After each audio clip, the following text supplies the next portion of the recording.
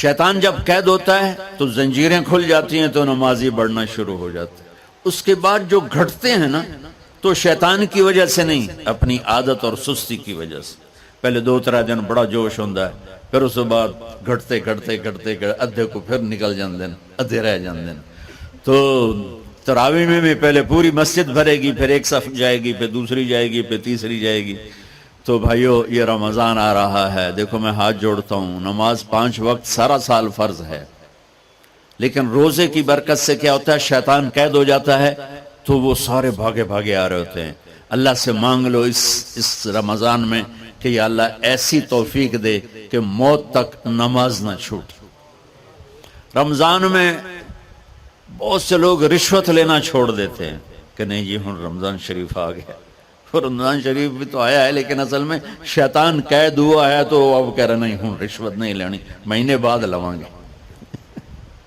ڈنڈی مارنے والا کہتا ہے نہیں صحیح تولنا ہے، پھر رمضان تو بعد کٹھی کسر کر لواں گے.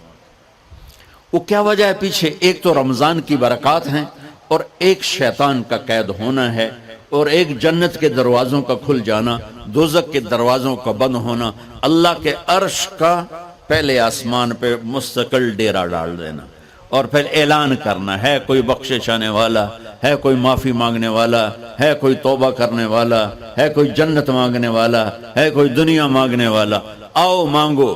اور ایک فرشتہ اعلان کرتا ہے اے بھلائی کے چاہنے والے شاباش آگے بڑھ، اور دوسرا فرشتہ اعلان کرتا ہے اے برائی کے کرنے والے بس کر اور واپس آ جا، بس کر اور واپس آ جا. رمضان کا مطلب ہے جل جانا، رمضان کے لفظ کا مطلب ہے جل جانا.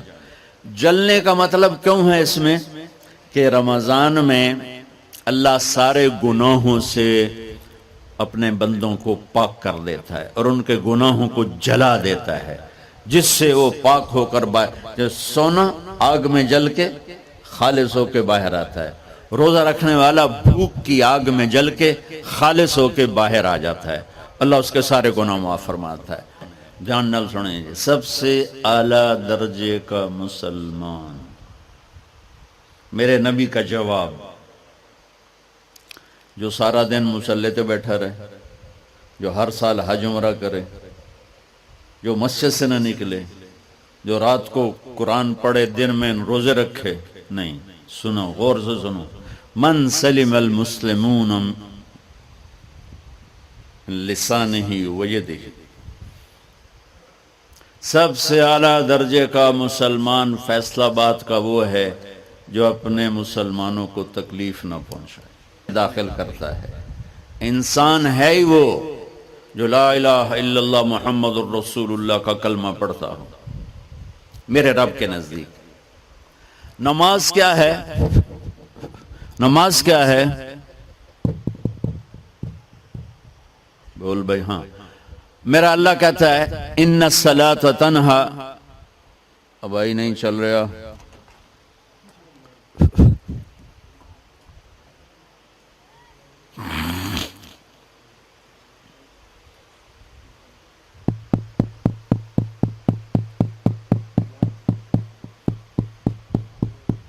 تھوڑی آواز ہے. نماز کیا ہے؟ ان الصلاۃ تنہا عن الفحشاء والمنکر، تم نماز پڑھو، یہ تمہیں بد اخلاقی سے بچائے گی اور یہ تمہیں گناہوں سے بچائے گی. تو نماز بھی انسان کو اخلاق تک لے جا رہی، فحاشی سے بچائے گی، گناہوں سے بچائے گی، اخلاق کی طرف سفر. روزہ آ رہا ہے، روزہ کس لیے ہے؟ کتب علیکم الصیام کما کتب علی الذین من قبلکم لعلکم تتقون، تم پر روزہ فرض کیا ہے جس سے پہلوں پہ کیا تھا تاکہ تم تقوی والے بن جاؤ. تقوی والے کون ہیں؟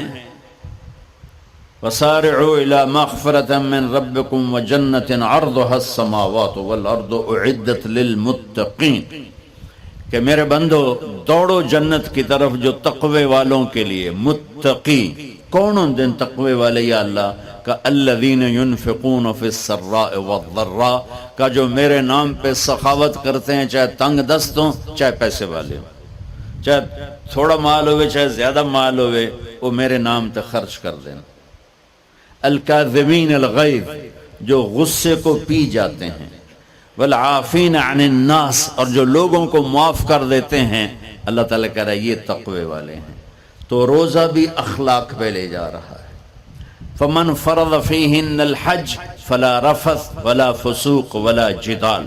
میرے رب نے کہا حج کا ارادہ کر لیا ہے تو زبان کی گندی،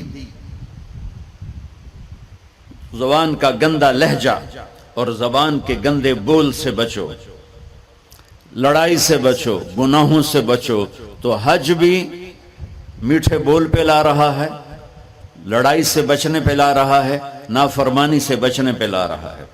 خذ من اموالہم صدقۃ تطہرہم وتزکیہم بہا وصلی علیہم. میرا رب فرما رہا ہے میرے محبوب ان سے زکوٰۃ لیں اور ان کو پاک کریں اور ان کا تزکیہ کریں، ان کو ایک اچھا انسان بنائیں. زکوٰۃ ہو اخلاق بنتے ہیں، روزہ ہو اخلاق بنتے ہیں، حج ہو اخلاق بنتے ہیں، نماز ہو اخلاق بنتے ہیں، کلمہ ہو انسان بنتا ہے. یہ اتنا زور کیوں دیا ہے اخلاق پر کہ میرے بھائیو، اچھا معاشرہ جو وجود میں آتا ہے وہ ایک دوسرے کو معاف کرنے سے وجود میں آتا ہے. مسجد نماز کے لیے ہے اور نماز ایک انفرادی عمل ہے جو کر کے میں گھر چلا جاتا ہوں، دفتر چلا جاتا ہوں. پڑھوں نہ پڑھوں، نہ پڑھنے کا گناہ مجھ پر، پڑھنے کی نیکی مجھ پر. لیکن اگر میرے اخلاق برے ہیں، روزہ میری چیز ہے، رکھوں اجر، نہیں رکھوں پکڑ، زکوٰۃ دے دوں اجر نہ دوں پکڑ، حج کر لوں اجر نہ کروں پکڑ.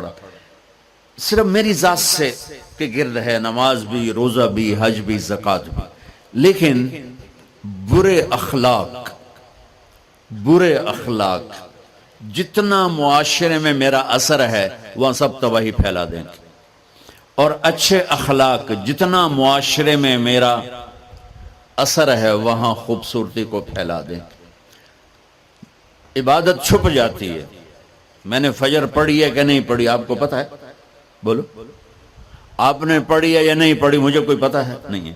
لیکن یہاں بیٹھ کے اللہ نہ کرے میں فرقہ واریت کی بات کروں، آپ سب کو پتہ چلے گا کہ نہیں چلے گا کہ مولوی اگلا رہا ہے.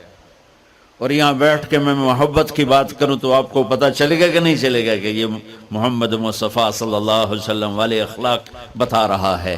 تو اخلاق چھپتے نہیں، برے ہوں یا اچھے ہوں ظاہر ہوتے ہیں. اور سب سے زیادہ اس آدمی کا خاندان، جس آدمی کو بدتمیزی کی عادت ہے وہ بیوی کے دل کو برباد کر دے گا، ماں باپ کے دل کو برباد کر دے گا، اولاد کو برباد کر دے گا، دوستوں کو، نوکروں کو برباد کر دے گا. اس کے نوکر سامنے کہیں گے میاں صاحب، شیخ صاحب، سیٹ صاحب، خان صاحب، اتھے جا کے گالی کڈھن گے.